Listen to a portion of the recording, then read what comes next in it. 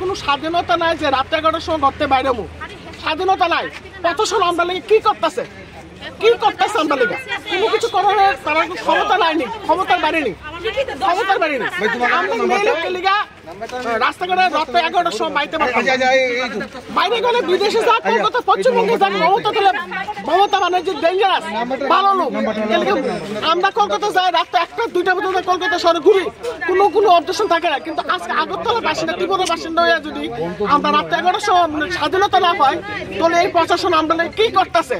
পশ্চিমবঙ্গ তাহলে মমতা বন্দ্যোপাধ্যায় অনেক কিছু করতেছে, তাহলে মানুষ আম জনতা সাধারণ অনেক কিছু করতেছে।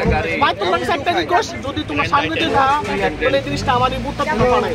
আমরা স্বাধীনতা চাই, আমরা দেশের স্বাধীনতা চাই, নারী হিসাবে আমরা স্বাধীনতা চাই।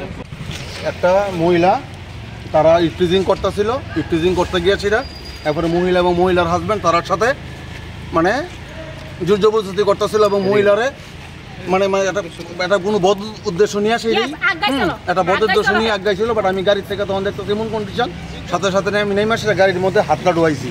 হাতটা ডুয়ানোর পরে হ্যাঁ লাগাই লাগানোর চেষ্টা করতেছে, এরপর হ্যাঁ গাড়ির থেকে বাইর করে আনছি। তারপরে হ্যাঁ লাগাই লাগানোর চেষ্টা করতেছে, এবার বাইর করে আনছি। তো ইয়ানের কয়েকজন পোলাবান মিল্লা সেরা তারা ইয়ান থেকে গাড়িটা রিলিজ করে সেটা পাঠাই দিছে। ভাইয়ের মেয়ের বার্থডে খায় আমার হাজবেন্ড ওখানে গেছে, টয়লেটে গেছে, তো একটা গাড়ি আইছে, গাড়ি আউনে হে আমার দিকে ফলো করতেছে।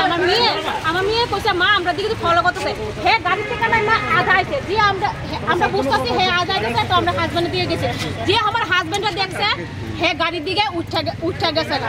এই দুটো ছেলে হেরে গাড়ি থেকে